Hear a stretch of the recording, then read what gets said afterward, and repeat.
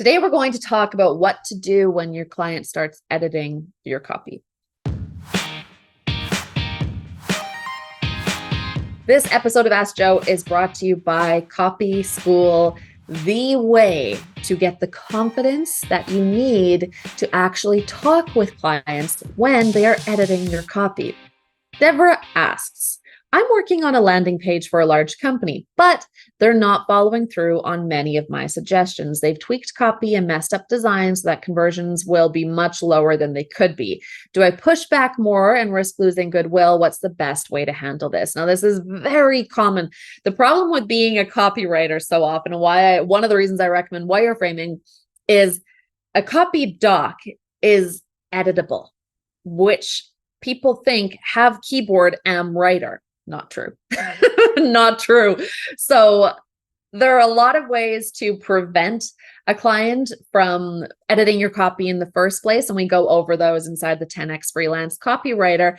But one of the challenges you'll always have is that it is an editable space. A copy doc is editable by anybody who has access to it.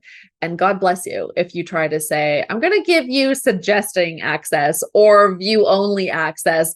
No, inevitably they will be like, hey, can you just they'll have the request edit access, and good luck with that awkward conversation where you're like, I can't give you editing access. And they'll be like, just give me editing access. And you'll be like, fine. And then it was weird. So one, just know that because it's an editable thing, unlike when a designer gives you something in a PNG format and it's just done and you have to talk about what you want to do differently. You don't just go into their Photoshop file and start moving layers around. Most people don't even know how to use Photoshop. Everyone knows how to use Google Docs and they think that makes them a writer. So just know that they're going to be editing. They're just going to go in there and edit.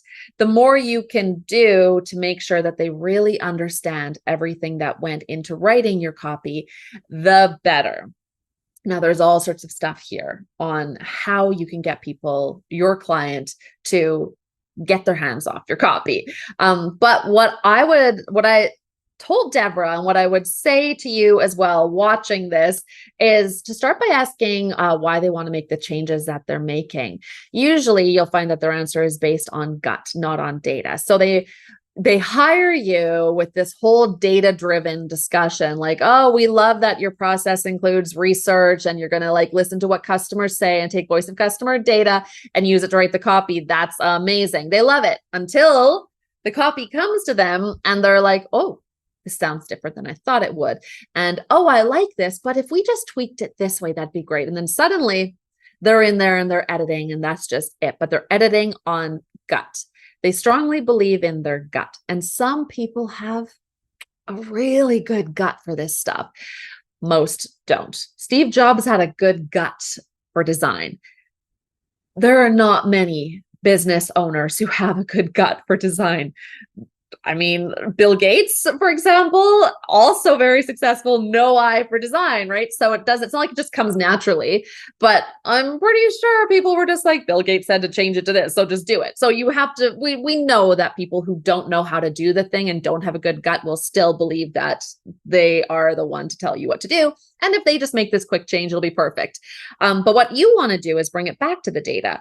So you can have that conversation with them that goes okay, so when you say why are you making these changes, or help me understand what's going on with that, and they'll say oh, I liked this and I like that, and I was thinking that this might sound better, and Jim said that this sounds really good, and I was like, oh yeah, that does sound good. So then they're talking through this random conversation they had, or this quiet work they did going over your doc. At no point are they mentioning anything about data, anything about copywriting frameworks or formulas, any of the stuff that you're thinking about as a copywriter. They don't even have any swipe file or example, right? But you knew that going into it. So we're not going to get all worked up.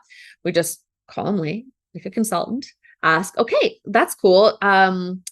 I didn't provide you with the raw data, but I'm wondering, did you maybe, is there some voice of customer data that I haven't seen that's driving these copy changes?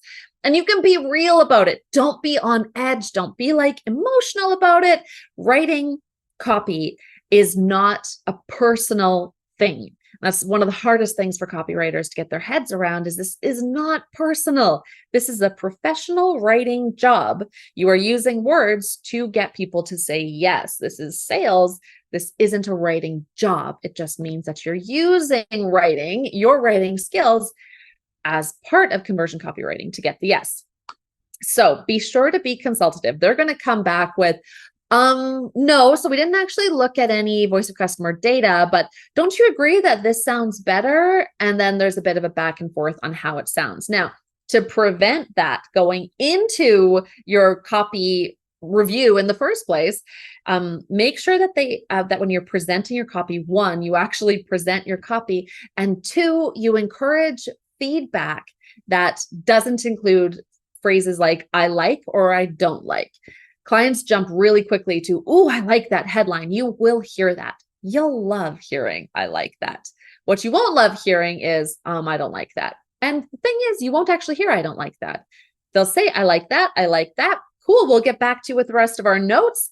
And that's when the I don't likes come in, when they're going through the copy and going, oh, I don't like that part. And I don't like that. And I don't like that. So what we want to do is prevent any conversation about like or don't like. That's got nothing to do with it. You're not writing copy that you like. This isn't like the perfect copy for who you are as a person. This is the right copy for the customer. The customer is the point. And until you put the copy out there in front of the customer, you will not know. Now, we have to be really careful though, because if we say your tweaks are going to reduce conversions, that is suggesting that we know that our copy is going to convert at a much higher rate than their copy would. And you do not know that. So when Devorah says they tweak copy, messed up designs, that conversions will be much lower than they could be, we don't actually know that. We don't. We have to, and that's one of the greatest things you can do is confess to what you don't know. The client too can confess to what they don't know. And that's where if you work with a better client who's used to performance marketing, to split tests, they'll understand. They'll speak the language of, we don't know. Do you know? No, you don't know. I don't know. We don't know. We have to test it. And sometimes you will test. And other times it's like, well, we have to go with our best foot forward. It's going to be our best guess. And in a world where it's a best guess, it's important to remind them, if they've forgotten, that you're the copywriter. You are the subject matter expert on this stuff. So if we're going out with our best guess and yours is based on a process, an experience, expertise, it's better to go with your guess than with their guess. That said, you can talk through some of the edits that they'd like to make, and they should leave it in your hands to make those edits. Thanks for watching. If you've got a question for a future Ask Joe, be sure to leave it in the comments. And if you would like to dive deeper into anything we covered today, head over to copyhackers.com or look for the links in the description. And of course, be sure to like, subscribe, and enable notifications so you never miss another Ask Joe.